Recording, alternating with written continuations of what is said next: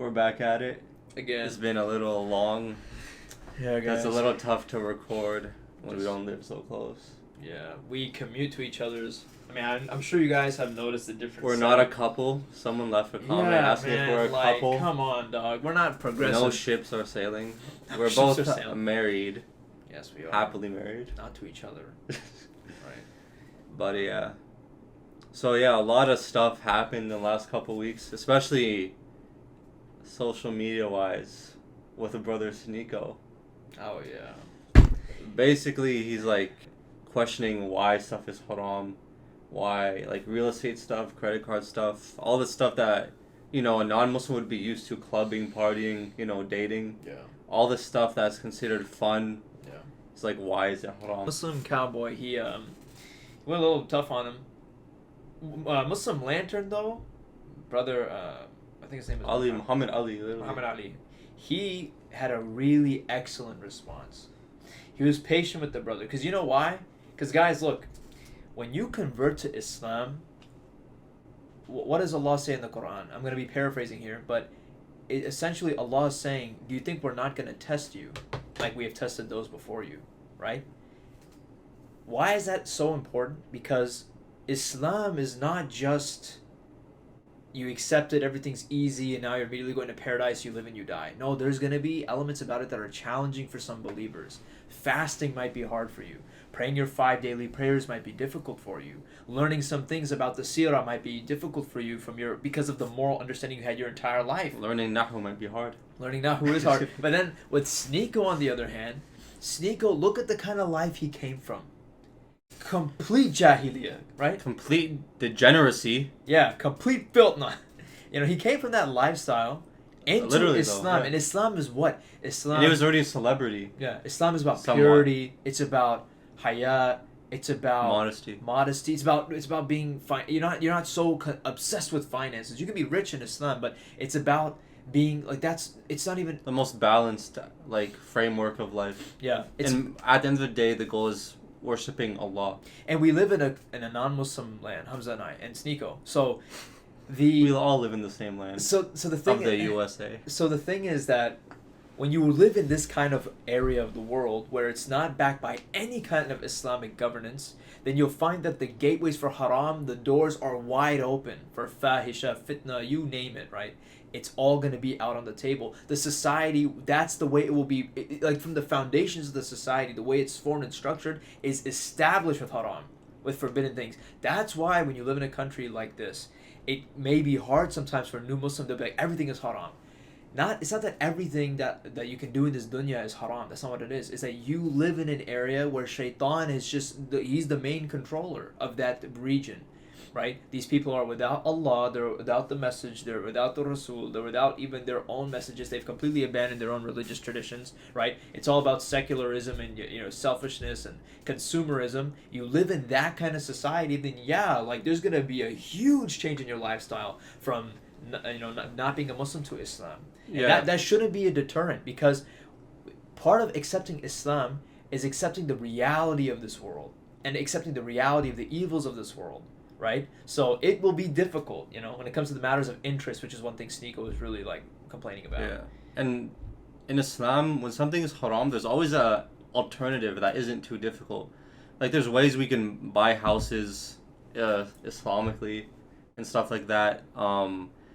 Like alcohol's forbidden. Like also stuff that's forbidden, it makes sense. It's something that's normal in our society. What alcohol does to society. Like interest is undeniably bad. Alcohol poisons you, like literally brainwashes you, drugs, like going out to clubs, like all this stuff.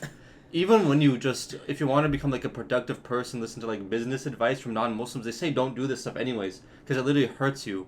So it's not just like, oh, it's this stuff is haram, don't do it. It doesn't make sense. It all literally makes sense. Yeah. Is it better for you? But obviously it's hard to do. Your nafs desires. when it's something that you desire and it's something so widely available. And the reason why it's available is because people make money off it. They profit off of the alcohol, the clubbing, all this. How big of an industry? 50 billion. Consumerism, basically. Yeah. Just exploiting people for money. Exactly. And all that stuff. For Islam is like usually haram already. So Yeah. you can't really do it. Even music, guys, have you not noticed, like, it back in maybe 2005, it would have been like a conspiracy theory. But now, like, these celebrities have like these open satanic costumes on stage and upside down crosses, like just all these like symbols that are traditionally associated with like satanic worship. It's like those celebrities may not know what they're doing. They may not, and the people who are enjoying them might be like, oh, it's just theatrics and like, you know, just the way things look. But the actual motive behind that, we believe, is from the inspiration of shaitan. Shaitan is pushing mankind, manipulating mankind to soft worship him. That's what it is. You know, you're like, oh, Rahab, you're crazy. No one's going out there to a music festival worshiping shaitan. Well, look what's happening. They're singing degeneracy. You have people jumping up and down in a pit, sweating and all, just cheering and idolizing one person on stage, and that one person is dressed up like shaitan. Like the cheap way shaitan can get people to worship him. So, you know, when you say even music, like, what? Look at the effects of music. It's good to leave this kind of stuff, right? But you know, Muslim Mansion, he had a good response to Sneako. Brother Sneako. Yeah, and he told him, or he kind of mentioned in the video that, like you said earlier, there are many halal alternatives to what is haram. You can't eat pork. What else can you eat? You can eat every other type of meat out there. You can eat cow, goat, lamb, fish, chicken. I mean, you can go on and on and on. Like, you know, and pig, you know, according to what I've heard from non-Muslims, it's not even that good. It's like a very mid meat, and it's not good for you either. Yeah. So it's like, what People are you really... be raving about that bacon, though. Yeah. Oh, I'm sad I can't get drunk and just get into a high-speed car accident on the highway and lose my entire, you know, like, am I really missing out something here? Oh, I'm sad that I'm not vomiting at some party, like all this alcohol, like alcohol poisoning, like. This is objectively not good for your life anyway, so. Yeah, so I would say, like, for the converts or those who are contemplating about coming to Islam, one thing you have to bear in mind is that there is no guarantee how long you're going to live. Maybe 20 years, might be 30, 40, 60. The Prophet said the average lifespan in my ummah is going to be 60 to 70 years. You have to understand this life is a test. It's not meant to be easy. Whether you are a Muslim or not, whether you find it easy or not, whether you like it or not, people you love are going to die, or they're going to see you die, or there's going to be many, you're going to get sick, you're going to lose money, you're going to be tested with hunger probably at some point in your life. You know, all these trials and tribulations, you know, who knows, you have to go to the hospital or something. Or you're going to be tested with obesity. Or that, you know, there's so many things that can happen to you in your life, and that you've already gone through. How many people are going through just struggles every single day, right? Because this dunya, it's okay, I'm just gonna hold it together. But this dunya is not meant to satisfy you, and that is why, like, why is the reality of the world such? And if you just chase satisfaction, then you're just gonna. There's no meaning in your life. Like, you're not doing anything. That's why Islam is like the perfect framework of living a balanced life. Like, if you're so much of a consumer, like, I'll just take a moment to realize those who are very grateful, kind of like these, I'm not saying you have to be like a monk or a nomad, but people who sacrifice the world and they find inner peace, it's because they learn how to just be, it's not even that, it's just gratitude. That's the thing that they master, gratitude. Not being entitled. You don't really deserve anything. Why are you entitled? You're not. No one owes you a thing, right? But if you are able to find the goodness in your life, let's say you lose a friend, right, and that hurts you, but you shouldn't let that like affect you in such a tremendous way, because you have all these other blessings in your life. You're healthy. You can see. You can get another friend. Yeah, get another friend. Other people are paralyzed while you're not, and there's just many things you can do. You know, a lot of the times, sadness and depression is just you're trapped in your own mind. You're in your own echo chamber. You're making your situation worse than what it actually is. You need to get out of that state of mind. Adopt a Muslim mind at the end of the day. Yeah. You know, a lot of Muslims who are depressed or sad is because they don't have a relationship with the Quran. They're not praying properly. They're not doing dhikr. It's like, oh, these things, they seem like, how is it going to fix my problem? Because Allah's put barakah in these things. It's just how it happens. Stories of other prophets you can look at to see their lives, how they dealt with it. Like, Islam has everything that you need. Yeah. Every answer, there's like a cure that Allah put in the world. No one was tested more than the prophets. So if you think, oh, Islam is so difficult and I have to make all these changes, I mean, look at what the prophets had to go through. They had the most difficult, even though they were prophets, their trials were more difficult than any other regular person. Yeah. Ibrahim thrown in the fire. You know, exiled from his family. Jibril came down. Jibril came down and asked him, I'm here to offer you assistance. And Ibrahim a.s. says, I don't need assistance from you. I'm looking for assistance from Allah. Like the strength and resolve that they had, the trust in Allah that they had. The Prophet Muhammad not still asking if you want to crush all these people because they stoned him for how many kilometers? Because he was trying to spread Islam, and he said no, maybe one of them will be a Muslim. Yeah, eventually became Muslims. Yeah, came to Taif, a pagan city in the Arabian Peninsula. Merely saying La ilaha illallah. This is at the time when the Muslims were weak. It was early days of Islam. Just spreading Islam. Just spreading Islam. Just saying there's no God but Allah. Forgo these sticks and stones that you worship. And then they stoned him because he's going against their customs, right? I mean, imagine being stoned for just being... You're a messenger. You know you're on the truth. You're saying La ilaha illallah and you're stoned for how many kilometers? And he buried, Sallallahu Alaihi Wasallam, 6 of his own kids in his lifetime. 6 of your own children. What kind of test is that? Yeah. And that's on top of being starved, on top of losing his beloved first wife, on top of losing his uncle, on top of seeing his companions butchered and killed for just believing in him, believing in the message of Islam. Prophet ﷺ, when he got sick, and his companions, they would be just relaxing, and one of his companions would lean against him, and they would be burned by touching him. Like, Ya Rasulullah, like, what is this? And he says, whenever a prophet is afflicted, or whenever you guys are afflicted with an illness, the prophets are afflicted with double that. So even their sicknesses are more intense. Right? Yeah. Why? Because Allah tests those who He loves the most. The most. That's why you see the greatest people ever. Think of the greatest people in your life and who you admire. Did they have easy lives, easy going? They were just nobodies? No. They had endured a lot, but they had character and resolve all the way through. That's what made them amazing people. And none greater than the prophets and messengers of Allah. Look at what they had to go through. You know, Musa with the Exodus. He had no idea that what was going to happen when he arrived to the Red Sea. But he put his trust in his Lord, and Allah parted the sea for him. You know, no one is put in these kind of situations where there is actually no way out. There's no solution to your problem. Yet these prophets and messengers did not give up in trusting their Lord, and Allah made a way for them. That's amazing. Prophet ﷺ, Battle of Badr, 300 versus 1,000. And they carried out, and they won. Landslide victory. So, Brother Sneako, there is a way for you at the end of the day. Yeah, you just gotta be patient. Yeah, come on, man. But yeah, he met up with Sheikh Uthman too. Yeah. And I think... again after, right? Yeah. I just saw it happening, and he just explained everything. So that's good, though, like... He still has a relationship with him because if that's you don't the have best that thing. Yeah, you need especially if he's gonna be an internet celebrity with all these people, like all his like internet friends are like degenerate people basically.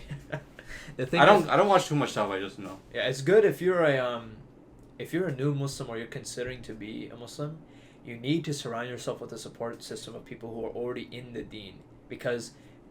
You know, this quote, you know, an idle mind is the devil's workshop. And that is so true because, you know, humans are strong together and our minds, you know, collectively we can hold each other accountable. We can inspire one another, motivate one another. So it's important that for you to have that support system, people can teach you the religion. You're not, susceptible to the attacks of shaitan because you have a group of believers around you constantly reminding you. It's very important. Otherwise, you're going to fall into the same traps that you fell into before. You're going to get all this doubt, you know. And I would encourage you guys, if you are agnostic or if you're not a Muslim and you're seeking the truth, look into Islam. Pick up a copy of the Quran, read it cover to cover. Just Google the clear Quran and just order a copy. Or you can even read it offline. Yeah, read it online. And just really open your mind. Like, really question, why do you believe the things that you believe? Why do you have these secular moral values? Why do you have these Christian values? Why do you have, if you're Hindu, whatever it is, right? Ask yourself, was I born into this religion? Why do I believe in it? What are the proofs for it? And then, with Islam, do the same thing.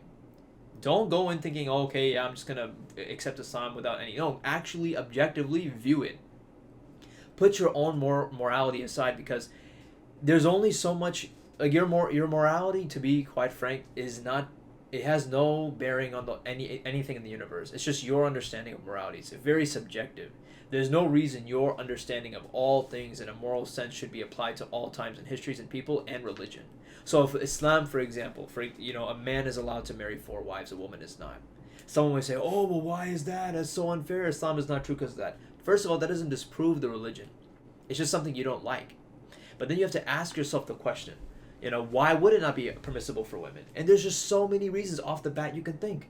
How are men biologically? We like to be authoritative. We like to be in control, head of the house. This is how it's been for all of human history. It doesn't mean you have to, just says it's a possibility. What do you mean? Like, you don't have to marry 4 women. No, yeah. The requirements... This is something you can do. You don't have to. It's even recommended if you're not able to financially do it and do it in an equal way, you shouldn't do it. And if you can't treat them all equally with love and respect and support, then Allah says to marry one. And if you can't even treat her properly, then don't get married. It's actually a blessing, because during the time when it was revealed after the Battle of Uhud, there was more women in society than men. So what would happen to the women? They could not have a husband. Yeah. And during that day and age, if you weren't married, like, you're not protected, bad stuff can happen to you. So, like, if there's more women in society than men, then, like, you're screwed as a woman. It's a blessing. It's actually a blessing for women. Even think about that. A man has desires. He can go and be with his wives, right? Nothing. There's not going to be any physical complications that happen to him or them.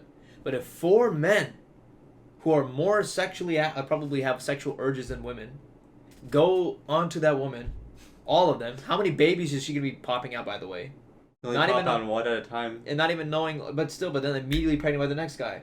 Yeah, but then that's the thing. Like, you don't know who the father is. And then you won't even know who the father is. So yeah, it doesn't make sense. But it makes sense for a man to have the possibility of marrying multiple. But a woman, and they're going to be clashing. Doesn't make sense. They're all going to be. They would all just kill each other until they're the last one left. Literally, like, think about it. Oh yeah, you know what kind of mayhem and chaos would ensue? What kind of mayhem and chaos would... Battle royale. One strong man that is qualified by the Quran and the Sunnah to handle this kind of marriage, you'll see that it will work. Their households work, and it's a beautiful thing if it's done. But it's actually hard. It's hard. I mean, that's why. Look, that's why the Prophet ﷺ, it is very admirable that he had many wives. The greatest men ever that had multiple women and treated them well. That's a very admirable thing, because it's a very difficult thing to manage, to take care of that many people. They're your responsibility. All of his wives after he died never got married, and they only uttered good things about him. And they were just, you could say, miserable until he died, sad, missing him, because of what kind of man he was, right? This is, I mean, we have to break, and why do we have a problem with this? It's because of modern day society, because of where you live.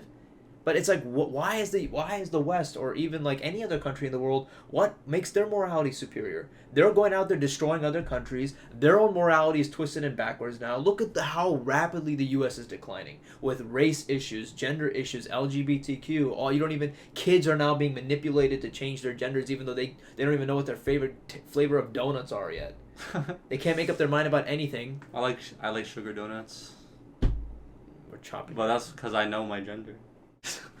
But it's like, you have all these diseases in society, right? And then we're acting like we have some kind of moral high ground framework. We do not.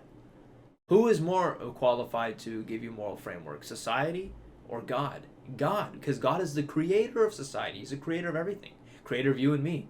He knows what's best for us, even if we don't perceive it. Let me give you a good example. If you give a kid broccoli and asparagus, and then you give him another bowl of candy, young kid, right? What is he going to want every single time? Most likely candy.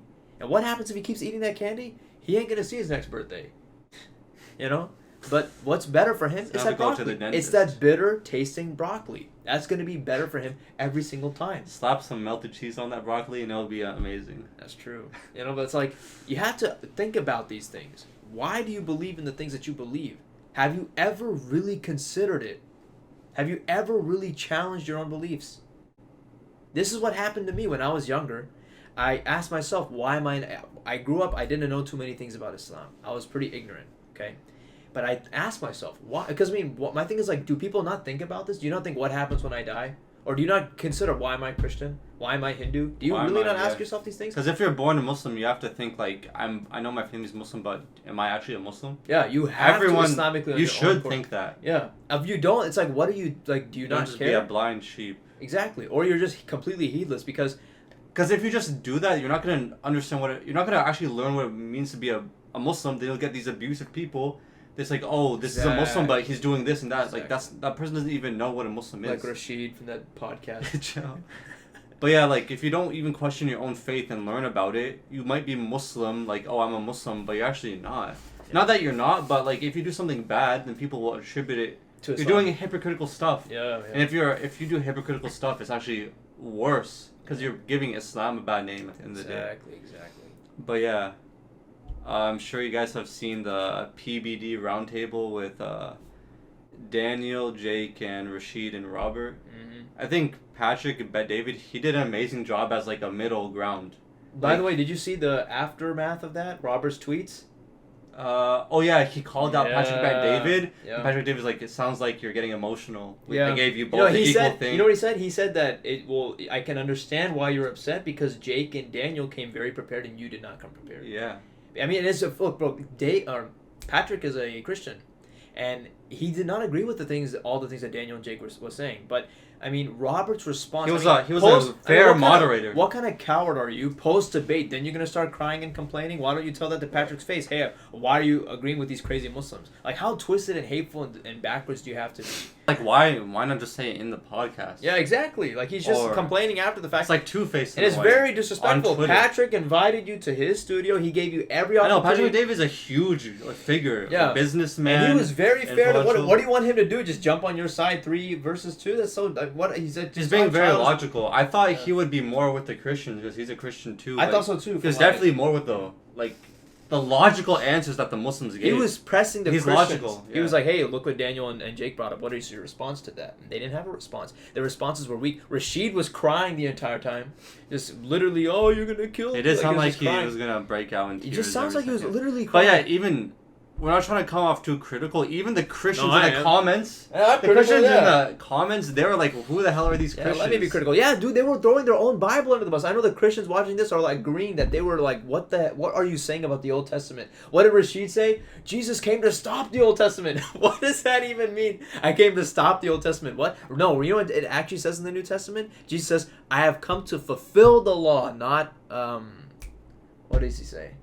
Make a new one. No, I've come to fulfill the law, not abandon it. Something like that. Don't quote me, guys. And for Christians, if they Trinitarians, they believe Jesus was the Old Testament God anyway, so it didn't even make sense. They believe He is God, and God revealed the Old Testament. It's the same God. You know, they don't believe Jesus is another God. They believe He is God. Yeah. So, and I would say, like, again, we can cherry pick all we want from the Bible too, but that's exactly what they would be doing to us, is cherry picking. So I don't try to go down that route unless a Christian is doing it to highlight the hypocrisy. I can do the very same thing. Rip things out of context, rip things out of biblical understanding, and then we're just at square one. We're both just, tooting our own horns at that point. It brings nothing conducive. One thing I always told the Christians that I've got into some kind of debates and discussions with is like, you cannot disprove Islam from a morality standpoint. You can. Because whatever you can say about Islam, from what I understand about Christianity, can be hoisted upon Christianity tenfold. And whatever immoral issues they really have with Islam, most of the time it's not even Islam, or it's actions by individuals that don't represent the entire faith. And if it is from the Prophet Muhammad ﷺ, and if it's authentic, I don't really care if you have a problem with it. He has so many wives. I don't care. It does not affect me at all. This is something that I accept. This is something I have zero problem with. And so do most of the Muslims around the world. So you might have a problem, doesn't mean that I do, right? So, and I can go and point out Solomon's 700 wives, and what do they have to do every single time? Throw Solomon under the bus. Oh, Solomon was this, he was that. Even though he's a prophet of God, he was this, that, whatever. Oh, Jesus is the only one. The rest of the prophets don't matter. Throw them all under the bus. Prophets of God, right? It's a disgusting thing to do, but that's what's done. I would say if you want to highlight your faith, whatever it may be, as superior to Islam, prove how it's superior. Oh, it's more historically accurate. Look at these predictions it made. Look at this kind of how science is agreeing with the things that it says, kind of like words from the Creator. It's like identifiable signs that it's true. Whatever it may be. Look at its message to mankind. These are the things. These are the most convincing arguments. But I'd rather you come from, or like the moral system it has and how it actually makes sense. Yeah, rather you come from a standpoint just attack things that we don't even see as problems. Oh, the Prophet ﷺ had wars. Okay. And every country in the world is having wars every day. Yeah, and literally. It's necessary. That's the reality of this brutal world. Sorry to definitely the wars the Prophet ﷺ did is necessary. Most of the wars, like some nowadays, just like, what the heck is this? But yeah, it was a good debate, because it was also like PBD was a very mainstream guy, so I didn't expect that. It was so kind of like out of nowhere. No, I liked it because I like these big platforms now giving a platform for religion. I feel like religion is becoming more of a topic of discussion now. People like Andrew Tate, Patrick Bet David, and then these kind of those four guys, like business people.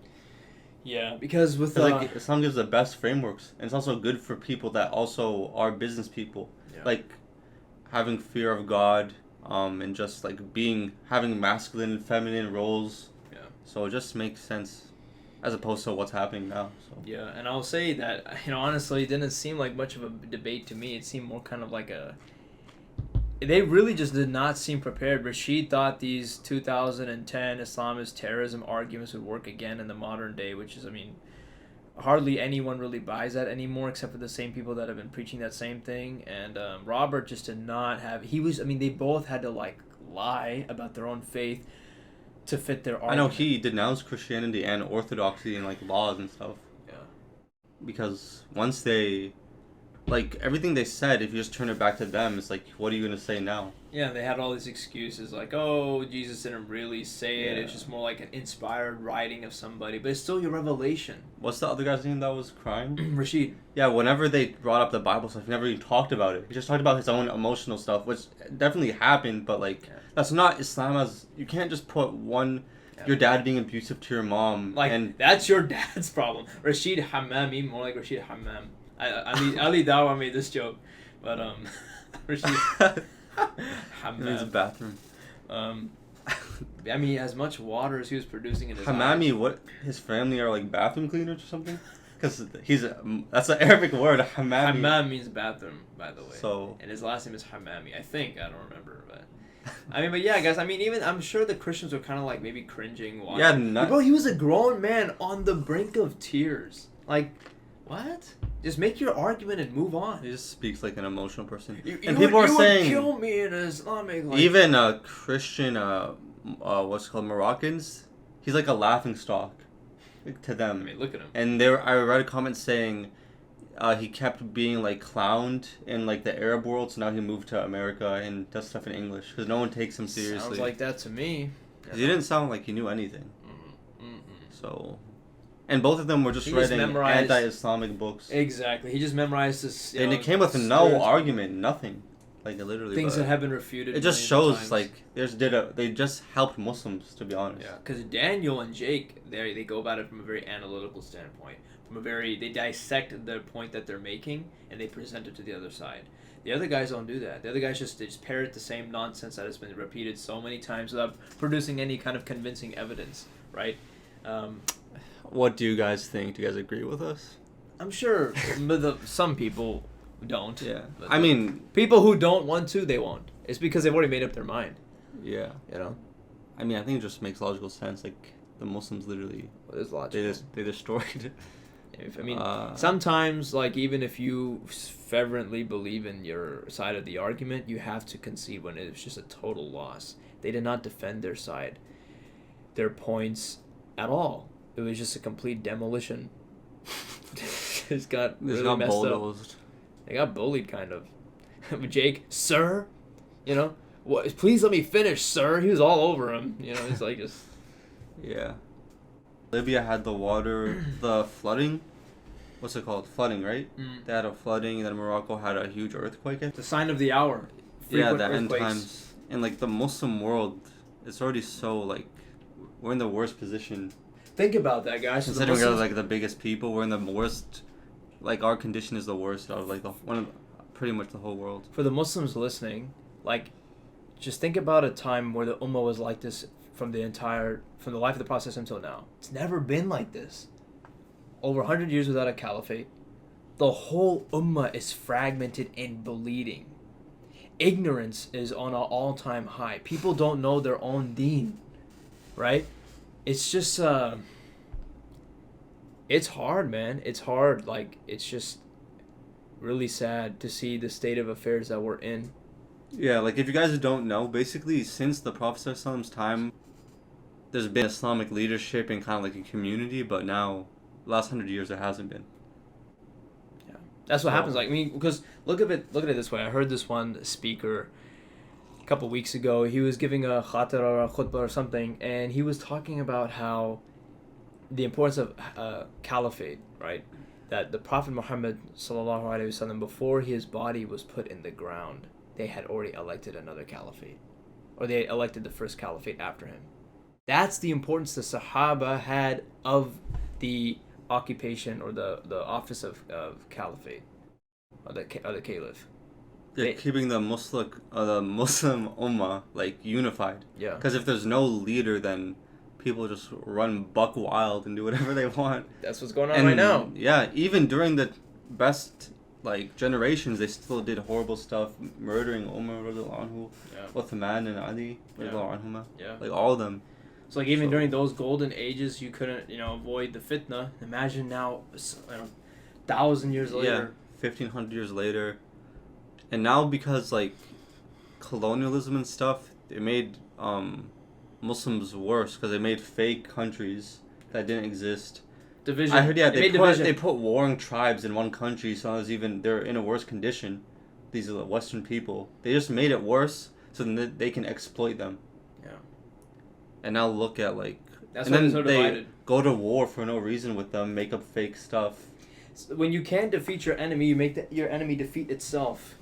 You realize they're too much of a formidable force to deal with. So the only thing you can really do at that point is turn them against themselves and have them self-sabotage. And that's exactly what happened to the Ummah during World War I and II. Yeah.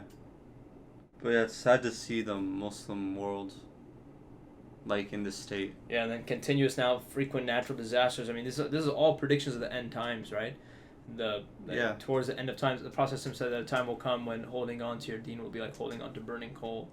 Because of just everything, the fahisha, the fitna, all the signs. There's really natural disasters everywhere. Even in America, there's record high heat. There's freaking Harvey in Texas 6 years ago. Sat on Houston flooded.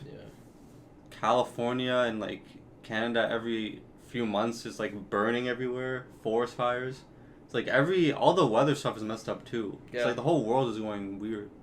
And all the social stuff. There are definitely cycles. Some atheists in the comments are like, but there's natural cycles the Earth goes. What about the Ice Age? They're saying the process in the next. Every time it's a 1 in 100,000 year thing happen every year or something. You know what I mean? Yeah. It's this is a historic flood, the likes which has been seen 20,000 years ago, and it's just happens, and this happens every other year. It seems.